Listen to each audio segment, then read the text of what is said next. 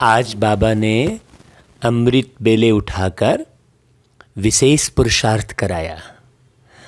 हम रोज़ जो अमृत बेले बाबा के साथ जुड़कर जो प्राप्ति करते हैं वो बाबा हमसे सबके लिए करवाते हैं। इसलिए ये माध्यम बाबा ने हमको दिया है ताकि इसका लाभ सभी लोग ले सकें। तो आज बाबा ने कहा कि बच्चे, जैसे सतयुग में अकाले मौत नहीं होती है ना भाई, माना एक मनुष्य आत्मा एक जीवन को पूरा जीती है, अपने समय पर शरीर छोड़ती है। जब इन 5 तत्वों से बना हुआ ये शरीर जर्जर हो जाता है, क्योंकि जो भी वस्तु बनती है सब में ये प्रकृति के तत्व होते हैं, चाहे अब उसे 4 कह लो 5 कह लो, जैसा भी है ना भाई। तो ये प्रकृति के तत्व बदलते रहते हैं, हाँ है कि नहीं। तो ये जो शरीर है इसमें आप पूरे समय कैसे रहेंगे? जब आप समय को सफल करना जानेंगे तो आप पूरे समय रहेंगे। देखो, एक अच्छी पॉइंट बाबा ने आज बताई अमृत बेले। जब आप समय को सफल करना जानेंगे, हाँ, समय को बाबा की याद में बिताएंगे, ज्ञान योग की सेवा में बिताएंगे, सबके कल्याण में बिताएंगे, तो सबकी दुआएं भी प्राप्त होती हैं। वो जो अलौकिक कमाई का जो खाता है वो जमा होता चला जाता है, उससे आयु बढ़ती है। उसको लोगों ने कहा है कि योग से आयु बढ़ती है। तो योग का मतलब क्या हुआ? सबसे प्रेम संबंध, आत्मीय प्रेम का संबंध, दैहिक प्रेम का नहीं, सबसे। दैहिक प्रेम में सब आ गया। देह प्रेम में केवल शरीर की देह वाली बात नहीं है, क्योंकि जितनी भी दुनिया में सामग्री है, चाहे वो धन है ना भाई, चाहे कोई वस्तु है, सब में ये प्रकृति के तत्व हैं, अर्थात प्रकृति के तत्व के भान से परे, है ना भाई। हाँ, मतलब बिल्कुल निस्वार्थ निर्विकार भाव। निर्विकार भाव मतलब विदेही अवस्था। विदेही अवस्था माना बिल्कुल इन तत्वों से परे की अवस्था। तत्वों का उपयोग करना लेकिन तत्वों से परे रहना। तो ऐसी सेवा, ऐसे सर्व आत्माओं की जब सेवा करते हैं तो हम 150 वर्ष मिनिमम आयु पाते हैं। और वो आयु भी कैसी? स्वस्थ आयु। ऐसा नहीं कि बीमारी लेकर जीवन जी रहे हैं, घसीट घसीट के जीवन जी रहे हैं, हाँ, हॉस्पिटल में पड़े रहकर जीवन जी रहे हैं, वो कोई जीवन थोड़ी है। जीवन मतलब स्वस्थ, खुशनुमा, समृद्ध जीवन, उसे जीवन कहेंगे। अगर आपको दुख हो रहा है, चिंता हो रही है, परेशानी हो रही है, तो वो कोई जीवन थोड़ी कहलाया, वो तो मृत्यु के समान हो गया, है ना भाई। तो बाबा ने कहा कि अभी जितना समय आप सफल करेंगे उतना ही लंबी आयु आपकी अभी भी होगी इस संगम युग में, और फिर आगे तो आपको लंबी आयु वाला जीवन ही और खुशनुमा जीवन मिलेगा। एक बात। दूसरी बात, आप समृद्ध कैसे बनेंगे? आप धनवान कैसे होंगे? एक तो स्वस्थ आयु चाहिए, दूसरा धनवान होना चाहिए। तो धनवान कैसे होंगे? जब सबको धनवान बनाएंगे आप, ज्ञान धन से धनवान बनाएंगे, स्वास्थ्य के धन से धनवान बनाएंगे, हाँ, व्यवहार के धन से धनवान बनाएंगे, अपने संस्कार के धन से धनवान बनाएंगे। धन केवल कागज के नोट और सोने के सिक्के बस थोड़ी धन कहलाते हैं, वो तो माध्यम है मात्र आदान प्रदान करने का। ये सब कुछ धन है। हमारा व्यवहार भी बहुत बड़ा धन है, हमारे संबंध भी धन है, प्रत्येक व्यक्ति धन है। धन का मतलब होता है जोड़, है कि नहीं। इन सब से मिलकर जीवन तैयार होता है। कोई कहे कि अरे अब तो अकेले ही ठीक है, कोई ठीक मिले ना मिले चलेगा, ऐसा है, कभी नहीं हो सकता। संगठन ही धन है। तो धनवान कैसे बनेंगे?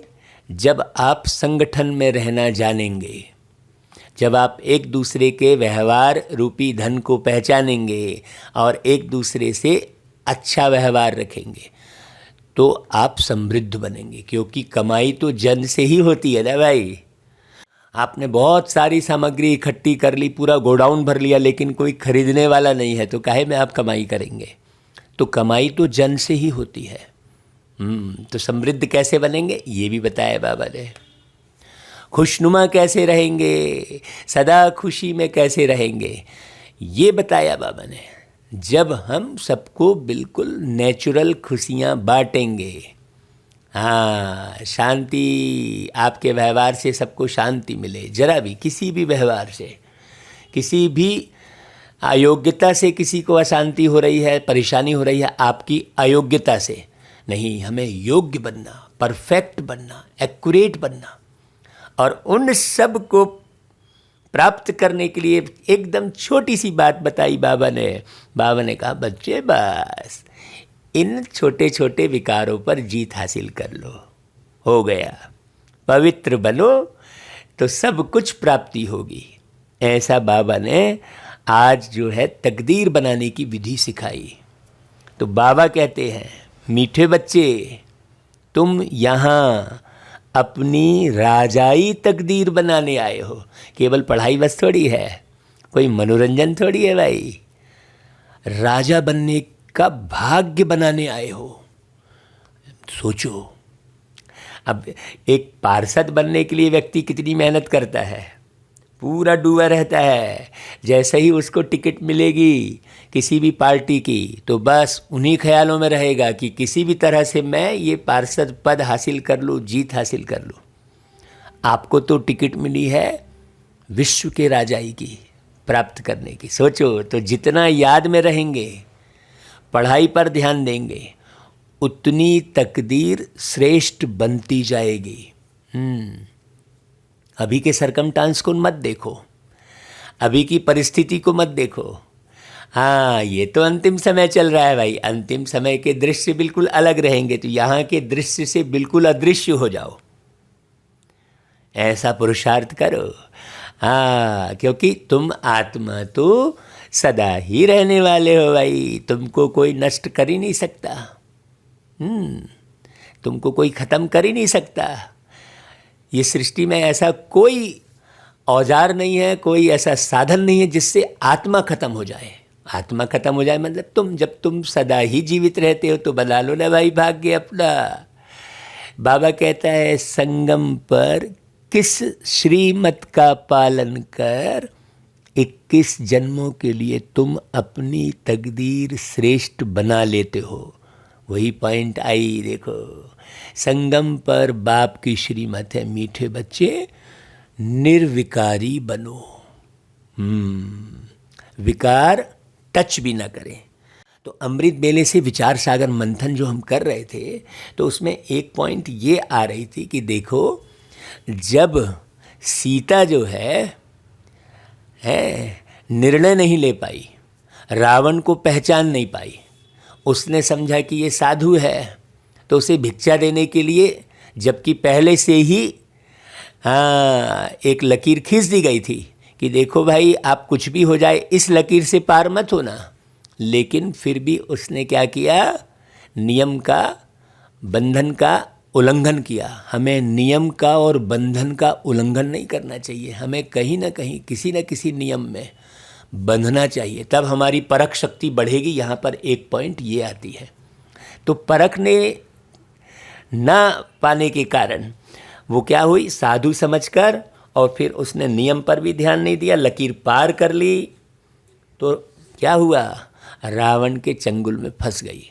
अब उसके बाद क्या हुआ, रावण के चंगुल में तो फंस गई, लेकिन उसके बाद जब उसने पहचाना कि अरे ये तो रावण था, फिर उसके स्थान पर रहने के बाद भी रावण उसे टच भी नहीं कर पाया।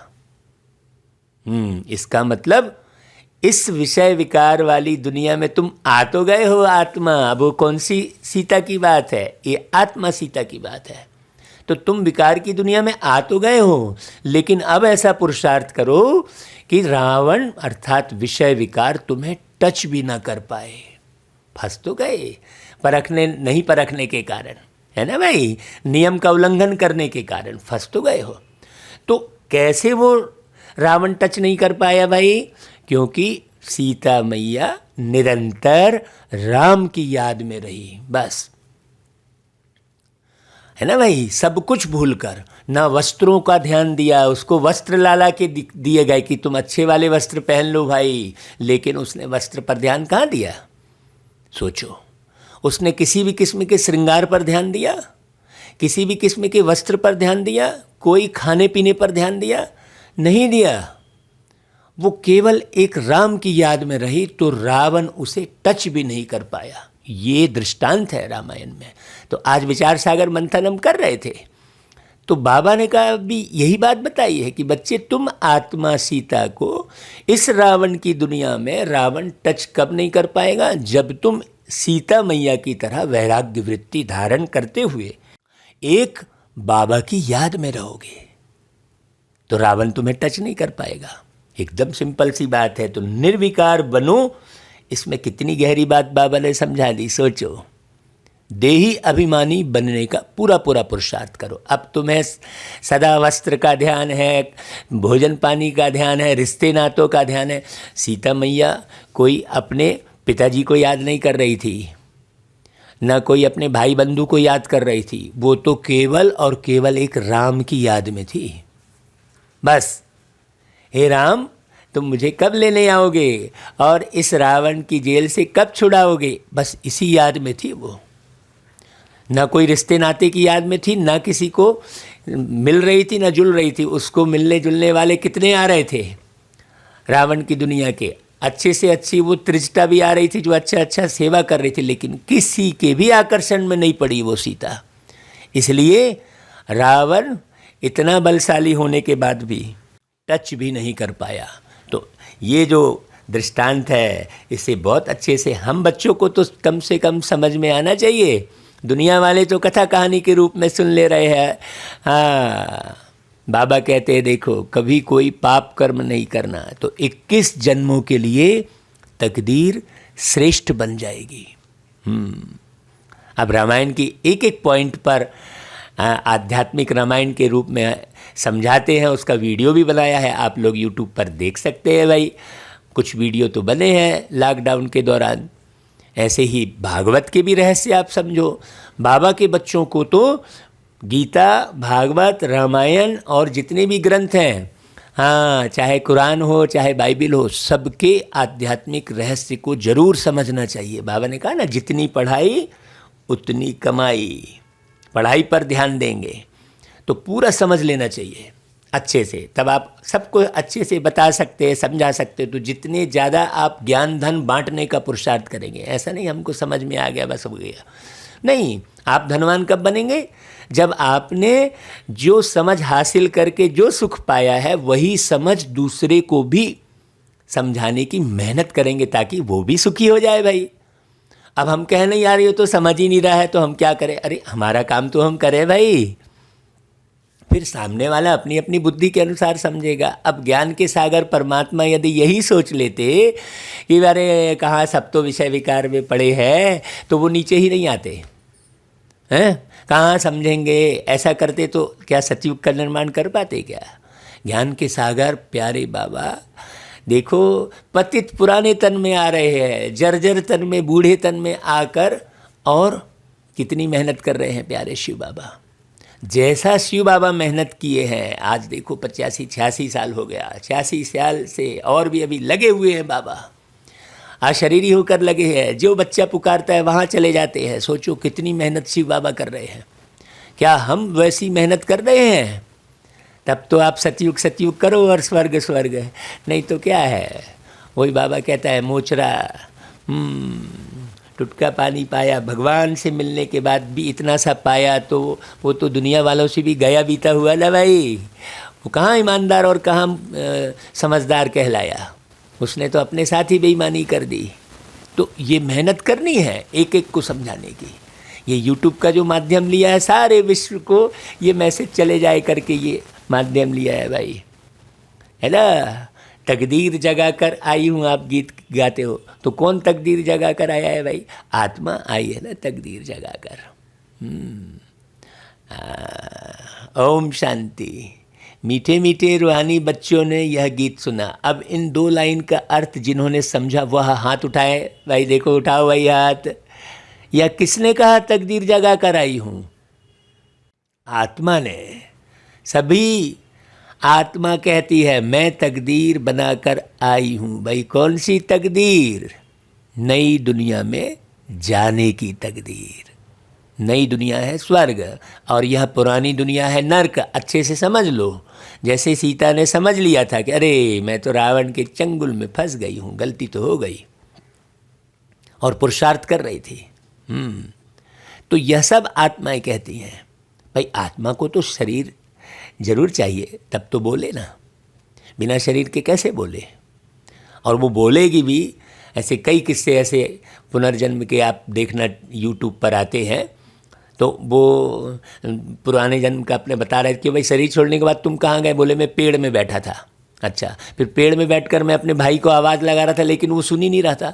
तो कहाँ से? वो अपने मन से वो सोच रहा है कि मैं बोल रहा हूँ, लेकिन शरीर ही नहीं है। उसे ये पता नहीं है कि भाई मैं शरीर छोड़ चुका हूँ, क्योंकि वो आत्मज्ञान सुना नहीं है, अपने को आत्मा समझा नहीं है। पूरे जीवन में स्वयं को आत्मा समझने से बहुत लाभ है भाई। बाबा जो पढ़ा रहे हैं उसकी कमाई निश्चित रूप से कई जन्मों की है। जब ये बात पक्की किसी के समझ में बैठ जाएगी ना, तो वो चुप नहीं बैठेगा। उसको लगेगा कि मैं कहाँ से कैसी सेवा कर ला लूँ। अगर मुझे समझाते नहीं बन रहा है तो मैं समझाने वाले को बुला लूँ और उनसे सेवा करा लूँ। हाँ, अब समझाने वाला भी धन दौलत में फंस गया। अब वो कुछ किसी ने बुलाया तो कहा नहीं मैं इतना पैसा लूँगा। लो भाई, तो तुम यहाँ ही धन दौलत और मान नाम शान में और खान पान और अपने शानो शौकत में फंस गए, तो तुम क्या सेवा करोगे भाई? तुम चाहे कितने भी समझदार हो। तो कई समझदार ऐसे समझदार हैं जो इसी चक्कर में बैठ गए। समझे तो पूरा ज्ञान, लेकिन बस मान शान में, अरे वाह हमको बुलाएंगे तभी तो हम जाएंगे। हाँ, वो माने ऐसे जो है सब चक्कर में फंस गए। तो ज्ञान होते हुए भी वो, समझदारी होते हुए भी वो उस ज्ञान का उपयोग नहीं कर पाए, तो वो भी जो है राजाई प्राप्त नहीं कर पाएगा भाई। बहुत राजाई प्राप्त करने की बहुत गुही गति है भाई। तो बाबा कहता है, जीव की आत्माएं कहती है हम आए हैं स्कूल में तकदीर बनाने। पढ़ाने वाले कौन है भाई? शिव बाबा। वो ज्ञान के सागर हैं। मनुष्य को देवता अथवा पतित को पावन, नरकवासियों को स्वर्ग बनाने वाले तो एक बाप ही है ना। हाँ, अभी आप यहाँ के देहधारियों को मत समझ लेना। बाबा स्पष्ट कह रहे हैं इस नरक को आग लगनी है। जब पूरी दुनिया मिट ही जानी है तो काहे को मिटने वाली इस दुनिया से अब दिल लगाना क्या, ऐसा करके गीत है ना भाई। तो दुनिया में ऐसा कोई स्कूल नहीं है जहाँ बच्चे कहें कि हम बेहद के बाप के पास आए हैं, अथवा ऐसा भी कोई नहीं जो कहे मैं बाप भी हूँ, टीचर भी हूँ और गुरु भी हूँ। ऐसा कोई है क्या दुनिया में कहने वाला? सोचने की बात है। ये वाणी से ही पता चल रहा है ना। यह ब्रह्मा भी नहीं कह सकते हैं। देखो शिव बाबा क्या बोल रहे हैं। ब्रह्मा भी नहीं बोल सकते, कोई नहीं बोल सकता कि मैं गुरु हूँ, मैं टीचर हूँ, है ना, मैं बाप हूँ सबका। नहीं, एक शिव बाबा ही बोल सकते हैं कि मैं सभी का बाप, टीचर, गुरु हूँ। तो बाबा ही बैठ पढ़ाते हैं। तो अब बच्चों को तकदीर बना ली है ना भाई। बच्चे कहते हैं हम आए हैं नई दुनिया के राजधानी की तकदीर बनाने। हमको सबको मालूम है, बाबा ने बता दिया अच्छे से। तो मालूम तो है, लेकिन सोचने की बात है। मालूम है कि पुरानी दुनिया खत्म होनी है, लेकिन बुद्धि पूरी तरह से हटी है इस पुरानी दुनिया से। कितना % हटी है जरा देखो। बाप आकर नई दुनिया स्थापन करते हैं। रोज सुन रहे हो, रोज तुम 21 जन्मों का राज्य भाग्य लेने के लिए पढ़ते हो। ये बात पक्की हुई है।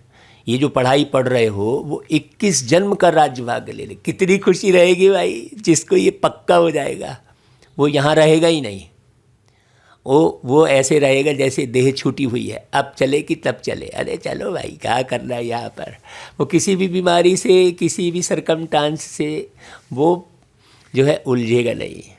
बाबा कहता है देखो, 21 जन्मों का राज्य भाग्य लेना मतलब कैसा, राजाई तकदीर बनाना। यहाँ तुम राजयोग सीख रहे हो, ये बात भूलो नहीं। हाँ, यह गीत तो भलो नाटक वालों का बनाया हुआ है, तकदीर जगा कर आई हूँ, परंतु इसका अर्थ फिर समझाया जाता है। बाबा ने गीता का अर्थ भी बताया, गीत का अर्थ भी बताया, रामायण का, भागवत का, सबका अर्थ बताया। हम तो बस यहीं गाए पड़े थे अखंड रामायण।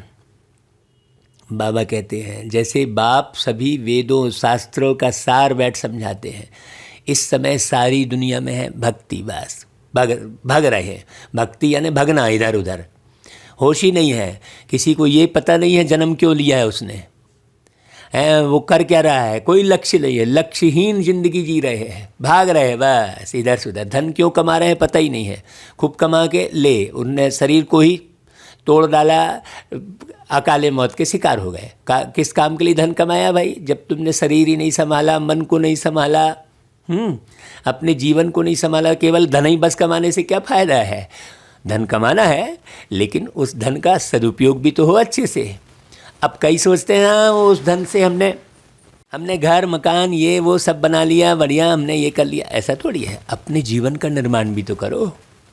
हाँ, धन का उपयोग केवल वस्तुओं में कर लिया नहीं, ईश्वरी सेवा में उस धन का उपयोग होना चाहिए, ज्ञान में उस धन का उपयोग होना चाहिए, तब तो वो धन वैल्यूबल है। बहुत गहरी बात समझना।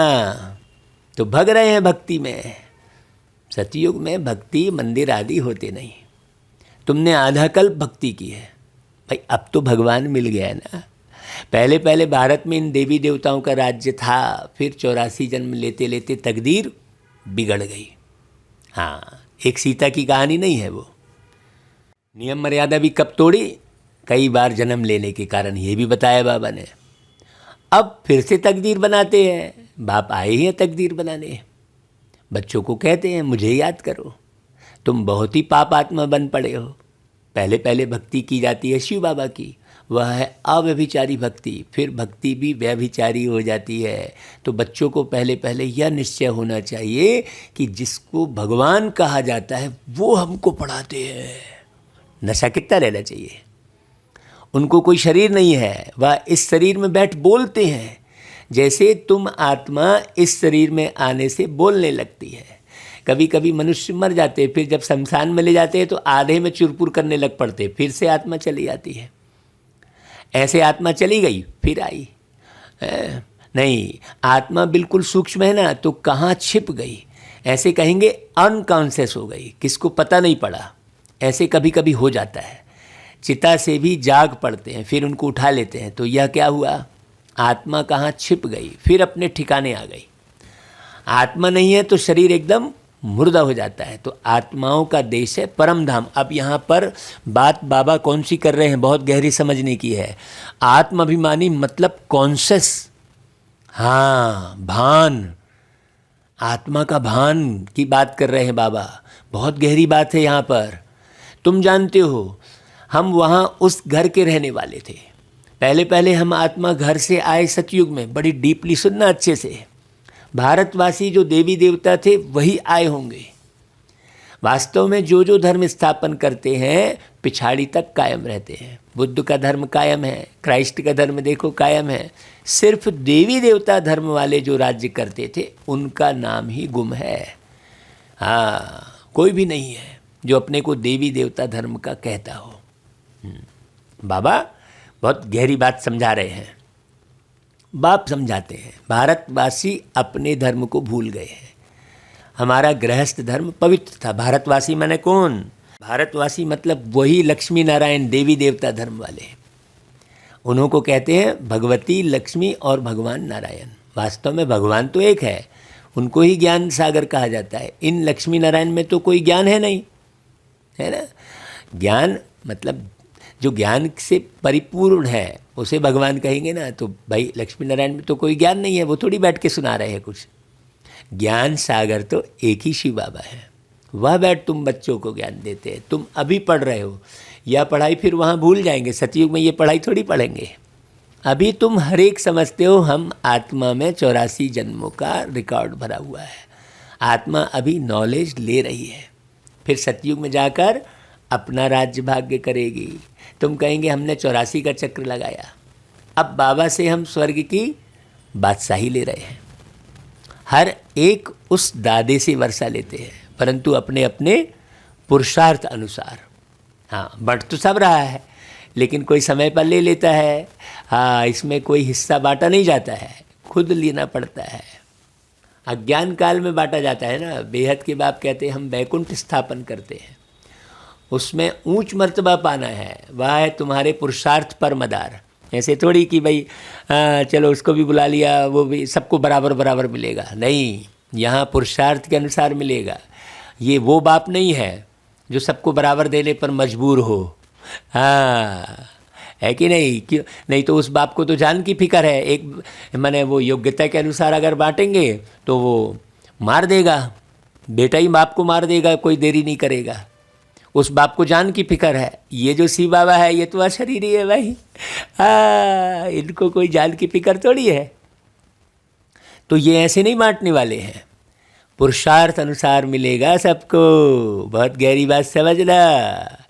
जितना बाप को याद करेंगे उतना विकर्म विनाश होंगे, पवित्र बनेंगे, तब बाप की याद आएगी। सोना को भट्टी में डालते हैं ना भाई, है, तब तो उसकी खाद निकलती है, तो उनसे खाद निकल फिर सच्चे सोने की डल्ली बन जाती है। यह देखो बाबा कितना अच्छे से समझा रहे हैं। यह आत्मा भी सच्चा सोना थी, यहाँ पार्ट बजाने आती है। भाई मुरली सुनने में बहुत रमणीकता रखनी चाहिए।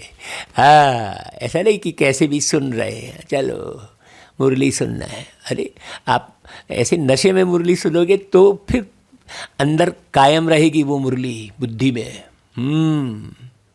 तो पहले गोल्डन एज्ड है, तो पहले चांदी की खाद पड़ी, आत्मा थोड़ी इम्प्योर बन जाती है, तो फिर आहिस्ते आहिस्ते थोड़ा घटती जाती है। भाई जैसे मकान होता है ना भाई पहले नया बनता है, फिर आहिस्ते आहिस्ते पुराना होता जाता है ना। तो 100 वर्ष के बाद कहेंगे पुराना। हाँ, वैसे दुनिया भी नई और पुरानी होती है। तो आज से 5000 वर्ष पहले नई थी। इन देवी देवताओं का राज्य जो था वह कहाँ गया? अभी थोड़ा सा गुनान करो ना अच्छे से, भी कहाँ गया वो देवी देवताओं का राज्य? हम ही तो वो देवी देवता थे, कहाँ गिरे? ये गुनान करो जरा। तो यही तो बाबा की याद कहलाएगी। 84 जन्म भोगते भोगते पुराना हो गया। आत्मा भी मैली तो शरीर भी मैला हो गया, गोरे से सांवरे हो गए। कृष्ण को भी गोरा और सांवरा दिखाते हैं ना। टांग नर्क तरफ और मुंह स्वर्ग तरफ दिखाना है। तुम भी उसके कुल के हो, तो तुम्हारी भी टांग नर्क तरफ और मुख स्वर्ग तरफ है। अब देखो मुख किधर घुमा रहे हो तुम बार बार? हाँ, इधर बुन्नी घुमा रहे हो क्या? इधर देखा उधर देखा, आंखें बिल्कुल नाचती रहती हैं। देखो बहुतों की।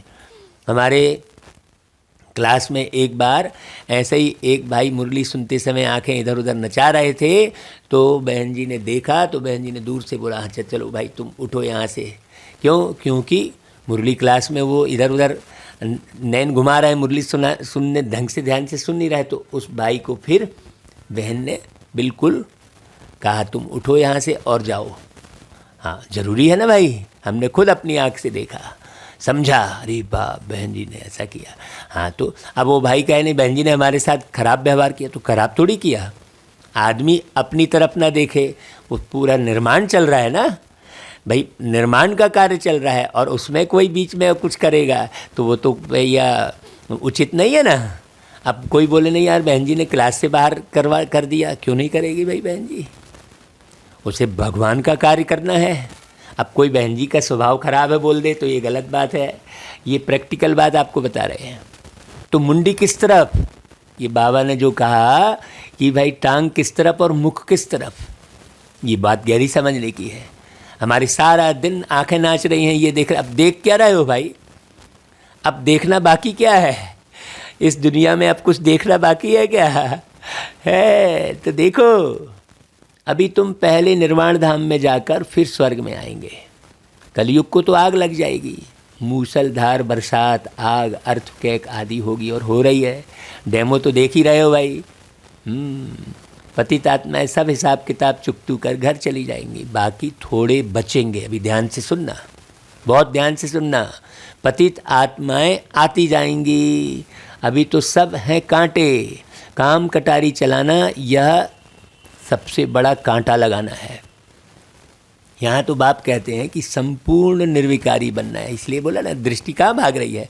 किसी वस्तु की तरफ भी देखकर तुम आकर्षित हो रहे हो तो भी तुम्हारे कोई काम की नहीं है। नहीं फिर विचार आ गया, नहीं यार ये चीज़ लेना है मुझे, उसकी बहुत अच्छी चीज़ थी मुझे भी लेना है। तो ये क्या है? ये ज़रूरत की सामग्री रखना एक अलग बात हो गई, और आकर्षण में पड़कर कोई चीज़ लेना वो तो फोकट का बोझा है। अब संभालते बैठे रहो फिर उसको। तो बाबा बहुत सूक्ष्म बात कर रहे हैं भाई। सतयुग का निर्माण ऐसे ही थोड़ी होना है, बहुत बारीक बात समझना है ना। तो बाबा कहता है मुझे याद करो तो मैं तुमको स्वर्ग का वर्षा दूंगा, तुम पवित्र बन जाएंगे। तुम पावन थे तो गृहस्थ व्यवहार भी पवित्र था, अभी तुम पतित बने हो तो गृहस्थ व्यवहार भी अपवित्र विकारी है। अब काहे को घर गृहस्थ में लोगों के व्यवहार के चक्कर में फंसे हो भाई। तुम ही खुद पतित बने हो तो तुम्हारा परिवार भाई विकारी रहेगा ही, कोई गुस्सा करेगा, कोई कुछ करेगा। सब इस तरफ कोई आपको ध्यान देने की आवश्यकता नहीं है। बस चुपचाप बाबा को याद करते रहो, सबसे अच्छा व्यवहार करते रहो। दुनिया भर के कचड़ पचड़ में पड़ने की ज़रूरत नहीं है भाई। क्यों? क्योंकि तुम ही अपवित्र बने तो तुम्हारी गृहस्थी अपवित्र बनी। सतयुग में व्यवहार धंधा भी सच्चा चलता है। यहाँ तो झूठ बोलने बगैर कोई काम ही नहीं होता। वहाँ झूठ आदि बोलने की दरकार नहीं रहती। झूठ तब बोला जाता है जब वह बहुत पैसे कमाने का लोभ होता है। वहाँ तो अथाह धन पहले से ही है, सब कुछ मिलता है, तो झूठ कहाँ से बोलोगे भाई। अनाज आदि का भी कोई दाम ही नहीं रहता, सब फ्री मिलता है। भाई है ना, वहाँ कोई गरीब होता ही नहीं। जो अच्छा पुरुषार्थ करेंगे वह महाराजा बनेंगे, बस अंतर यही हो जाएगा। अब बताओ क्या करना है भाई, बताओ मुरली सुन के क्या करना है, सोचो। महाराजा बनने का पुरुषार्थ करना है कि जो भी पद मिलेगा चलेगा। बाबा की मनसा क्या है? जो भी बच्चा मुरली सुन रहा है वो महाराजा बनने का पुरुषार्थ करे। जब महाराजा बनने का पुरुषार्थ करोगे ना तब कहीं जाके प्रजा बनोगे। बहुत गहरी बात है, हाँ बहुत गहरा। जब कहते हैं ना, जब 5000 लोगों को ज्ञान सुनाते हैं तब 5 लोग भी नहीं आते हैं। तो तुम पुरुषार्थ भी भाई कितना गहरा। अब तुम प्रजा बनने का भी पुरुषार्थ नहीं करोगे तो बनोगे क्या? आओगे ही नहीं सतयुग में। ये भूल मत जाना कि हम इतने साल से ज्ञान में चल रहे हैं तो हम सतयुग में आ जाएंगे, ऐसा भूलना नहीं। हाँ भाई, प्रजा बनने के लिए भी बहुत ऊंचा पुरुषार्थ चाहिए। सतयुग की प्रजा बनने के लिए भी बहुत ध्यान देना। तो हीरे जवानों के महल मिलेंगे, पुरुषार्थ पूरा नहीं करेंगे तो प्रजा में चले जाएंगे। राजा रानी, फिर प्रिंस प्रिंसेस, सारा घराना होता है ना। और वो सामने देखेंगे आप, पश्चाताप भी होगा भाई। ऐसा नहीं है कि ये सब अंधेरे में है। बाबा बाबा प्रकाश स्वरूपम कहते हैं। तो कौन सा प्रकाश दे रहे हैं बाबा?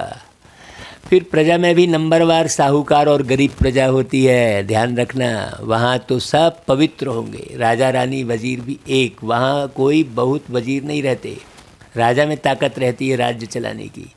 तो जैसे बाप समझाते हैं तो बच्चों को भी समझाना चाहिए वैसा ही। देखो आ गई वही बात, आप समझा नहीं रहे हो किसी को तो जमा कहाँ से होगा? आपको निमित्त तो बनना पड़े ना। हम भारतवासी देवी देवता थे, सतयुग में हमारा राज्य था, गृहस्थ व्यवहार में हम पवित्र थे, स्वर्गवासी थे, फिर पतित बनते बनते नरकवासी बने, फिर स्वर्गवासी बनते हैं। यह खेल बना हुआ है, इसे अच्छी रीति समझना और समझाना है। हाँ, अब हम समझाने का कार्य बाबा हमसे करा रहे हैं तो हम कर रहे हैं। अब कोई सुने ना सुने, जमा तो हमारा होता चला जाएगा भाई। क्यों? क्योंकि तन भी लग रहा है, मन भी लग रहा है, वाणी भी लग रही है, शक्ति भी लग रही है, सब कुछ लग रहा है ना। तो शक्ति लगा रहे तो शक्ति मिलेगी, जो लगाओगे वो मिलेगा। हाँ, धन लगाओगे धन मिलेगा। अब धन लगाने के लिए भी व्यक्ति सोचता रहता है, धरे रहो। हाँ, सब एक दिन फिर मिट्टी में मिल जाएगा। हम बहुतों को कहते हैं भाई बाबा के गीत रिकॉर्डिंग करवाओ। क्यों? जितने भी लोग गीत सुनेंगे, योग करेंगे तो उसका फल तो मिलेगा ना भाई आपको। गीत रिकॉर्डिंग करा सकते हैं। ये जो बाबा की मुरली है इसे ज़्यादा से ज़्यादा लोगों को भेजे, खूब जाके बार बार उसे फ़ोन करें, ऐसा थोड़ी है, मेहनत करनी पड़ती है।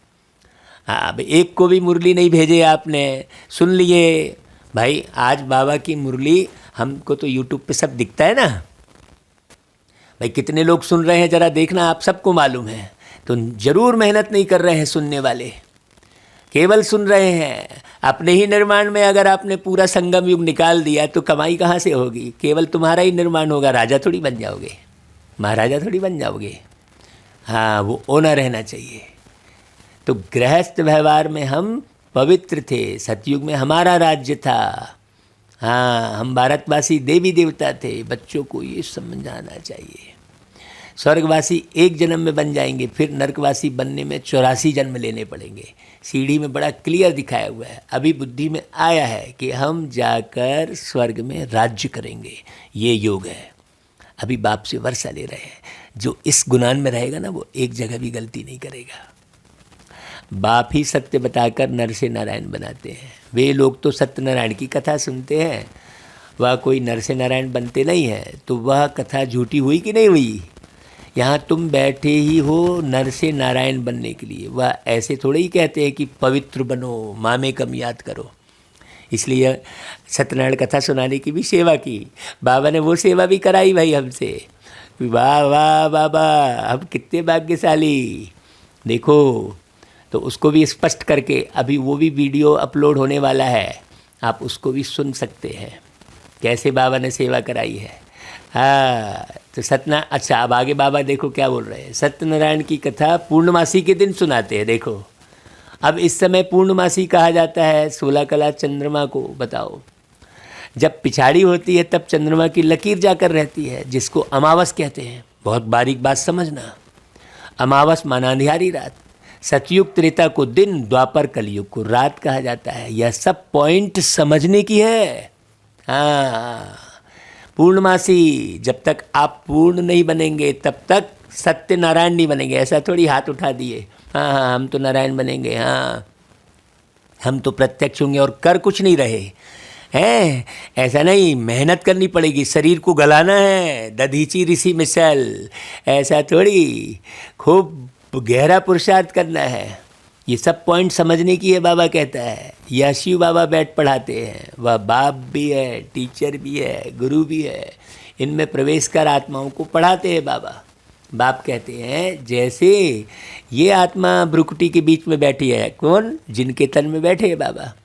बाबा कहते हैं मैं भी आकर वहीं बैठता हूँ, हाँ तुमको बैठ समझाता हूँ। देखो कैसा भाई, कौन सा ख्याल आ रहा है। देखो, तो तुम पहले पावन थे, फिर पतित बने हो।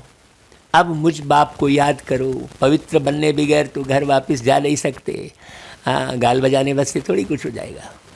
पवित्र बनेंगे तब उड़ेंगे। ऐसा थोड़ी ज्ञान बस सुना दिए, गाल बजा दिए, अच्छे अच्छे तरीके से सुना दिए, मुरली खूब अच्छी सुना दिए तो हो गए। नहीं, पवित्रता, काम कटारी नहीं चलाना। एकदम स्पष्ट बात है, दृष्टि पर पूरा ध्यान देना अपनी। तो सब पुकारते भी है, हे पतित पावन आओ, पावन बनाओ, तब हम उड़ें, अपने घर मुक्ति धाम में जाए। नहीं तो भाई ऐसे मान लो मालूम पड़ गया हाँ परम धाम जाना है तो चले गए क्या परम धाम। वैसे विचार चाहिए ना, शुद्ध विचार, वैसी दृष्टिकोण चाहिए अंदर का, तब तो ऐसे थोड़ी उड़ गया। वैसे तो सबको पता है हमको ऊपर जाना है, फिर जा क्यों नहीं पा रहा है भाई? फिर काहे यहाँ हल्ला कर रहा है, चले जाए ऊपर। लेकिन नियम है, बगैर पवित्र बने ऊपर जा नहीं सकता। नहीं तो ऐसे चले जाते ना सब, हैं? चले जाते कि नहीं चले जाते? सोचने की बात है। ये सिस्टम है, बगैर पवित्र बने। अब पवित्र कैसे बनोगे? या तो योग से बनो, नहीं तो भोग भोगना पड़ेगा, नहीं तो रोग लगेगा। वही तो सजा है भाई, बहुत गहरी बात है। तो वह है हम आत्माओं का घर, पतित घर जा नहीं सकते। जो अच्छी रीति शिक्षा को धारण करेंगे तो जल्दी स्वर्ग में आएंगे। अब और एक बात लाइन बाबा देखो बड़ी गहरी सुना रहे हैं। जो अच्छी रीति शिक्षा धारण करेंगे वह जल्दी स्वर्ग में आएंगे, और जो नहीं तो देरी से आएंगे। अब त्रेता का आखिरी बच गए एक जन्म, वहाँ पर आ गए तो बाकी तो गया ना वो दुनिया। तो नए मकान में आना चाहिए ना भाई। भाई नया मकान बनाया तो पहले पहले दिन उद्घाटन में आए, पहले दिन से रहे तो उसका आनंद अलग है। नए मकान में आना चाहिए ना। मम्मा बाबा सतयुग में जाते हैं, फिर देरी से क्यों आए भाई। तुम भी फॉलो करो ब्रह्मा को, बाप को याद करते रहो। कोई बात में तकलीफ होती है तो शिव बाबा से पूछो। अब शिव बाबा से आप अमृत बेले उठोगे तब तो पूछोगे। एक पार्षद से मिलने का टाइम है तो विश्व के मालिक से मिलने का टाइम नहीं होगा क्या? बोले नहीं, हम चाहे जब भी बाबा को याद करेंगे, ऐसा थोड़ी है भाई। जब एक मामूली से वार्ड के पार्षद से मिलने का टाइम लिखा रहता है भाई इतने बजे से इतने बजे मिलेंगे, तो विश्व के मालिक का भी तो टाइम होगा ना। तो शिव बाबा से कब पूछोगे आप? जब मिलोगे तब ना पूछोगे। तो मिलने का टाइम कब है? जो टाइम है तब फिर तुम्हारा प्रोग्रेस होगी। हाँ, अब तुम फंसे पड़े हो, बोले नहीं हमने ऐसा हो गया, देर से सोए थे, वो धंधा ऐसा करना पड़ता है ना, फलाना है। अभी तुम सबको मैनेज करो। ऐसा थोड़ी है कि कुछ भी बहाने लगा दिए। भाई पाना है तो हर चीज़ को मैनेज करना होता है। भाई जैसे मान लो आपको टिकट कटी रहती है, ट्रेन की रिजर्वेशन रहता है, तो आप उतने बजे उठते हो कि नहीं उठते हो? फिर कहाँ गया बहाना? सोचो, फिर आगे सो लेना ना। आप सतयुग में सोना ना, सोना ही सोना है सतयुग में। अभी क्यों सो रहे हो भाई? बहुत गहरी बात समझना। हे आत्माओं, जल्दी जल्दी समझो, समय बहुत कम है। तो बाबा कहता है अभी देही अभिमानी बनना है। तो कोई बात की तकलीफ है तो बाबा से पूछो, श्रीमत से ही श्रेष्ठ बनेंगे। पुरानी दुनिया में तो 5 विकारों रूपी रावण की मत पर चलते आए हो। पहले पहले है देह अभिमान। अभी तुम बच्चों को देही अभिमानी बनना है। मैं आत्मा परम धाम की रहने वाली हूँ, उनको शांति धाम कहा जाता है। भाई जैसी रहेगी याद वैसे आगे बढ़ेंगे कदम। याद के आधार पर ही तो बढ़ते हैं ना भाई कदम। ऐसे ही आत्मा भी जब शरीर छोड़ेगी तो याद के आधार पर ही तो इधर से उधर जाएगी। ऐसी ऐसी बातें दूसरा कोई समझा नहीं सकता, बाप ही समझाते हैं। तुम आत्मा इन आर्गन्स द्वारा सुनती हो। सतयुग में कभी शरीर खराब होता ही नहीं। यहाँ तो बैठे बैठे अकाली मृत्यु हो जाती है, अब पता ही नहीं है उसको कि मैंने शरीर छोड़ दिया। सतयुग में ऐसी कोई बात होती रही, उसको कहा ही जाता है हेवन, स्वर्ग, पैराडाइज। फिर हम चक्र लगाकर पुनर्जन्म लेते लेते 84 का चक्र पूरा किया है। फिर बाप आकर बच्चों को स्वर्ग का लायक बनाते हैं। अभी तुम नई दुनिया के लायक बन रहे हो। अभी तो नर्क है, अच्छे से समझो।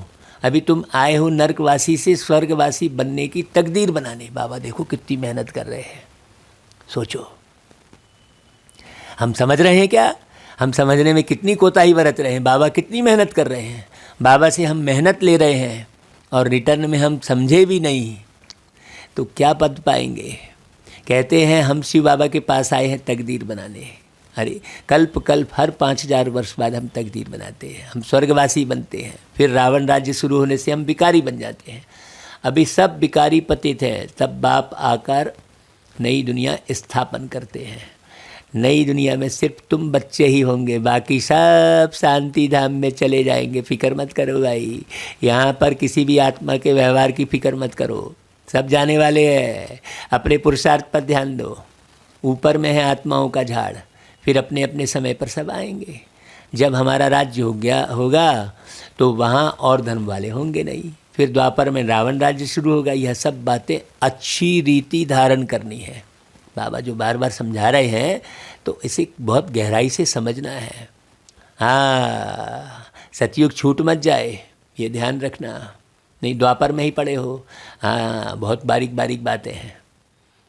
तो यह नर्कवासी से स्वर्गवासी बनना है। नर्कवासी मनुष्य को असुर और स्वर्गवासी मनुष्य को सुर अर्थात देवता कहा जाता है।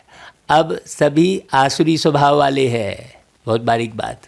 अब बाप बैठ पुरुषार्थ कराते हैं। बाप कहते हैं बच्चे पवित्र बनो, हर बात में पूछते रहो। कोई पूछते हैं कि बाबा धंधे में झूठ बोलना पड़ता है, झूठ बोलने से थोड़ा पाप बनेगा।